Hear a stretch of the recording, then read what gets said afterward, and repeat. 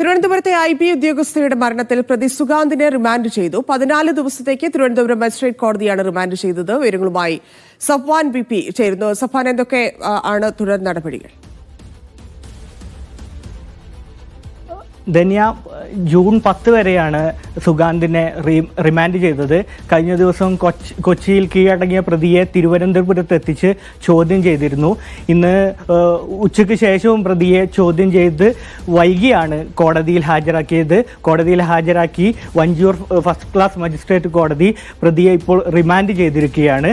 പോലീസിനെ സംബന്ധിച്ചിടത്തോളം പോലീസ് കൂടുതൽ കസ്റ്റഡി കാലയളവ് ആവശ്യപ്പെടുമെന്ന് നേരത്തെ മാധ്യമങ്ങളോട് പ്രതികരിച്ചിരുന്നു. പോലീസ് ഈ കേസുമായി ബന്ധപ്പെട്ട് തുടർ നടപടികൾ സ്വീകരിക്കുകയാണ്. മാർച്ച് 24-നാണ് IB ഉദ്യോഗസ്ഥയായ യുവതിയെ പേട്ട റെയിൽവേ സ്റ്റേഷന് സമീപം മരിച്ച നിലയിൽ കണ്ടെത്തിയത്. പിന്നെ അതിനെ തുടർന്ന് സഹപ്രവർത്തകനും സുഹൃത്തുമായ സുഗാന്തിലേക്ക് അന്വേഷണം നേടുകയായിരുന്നു. വാട്സപ്പ് ചാറ്റുകൾ ഉൾപ്പെടെയുള്ള കാര്യങ്ങൾ പരിശോധിച്ച ശേഷമാണ് സുഗാന്തിലേക്ക് അന്വേഷണം നടക്കുന്നത്.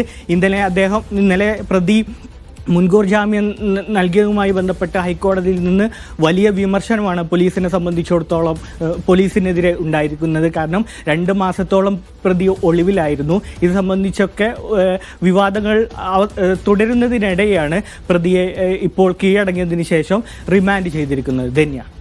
ശരി.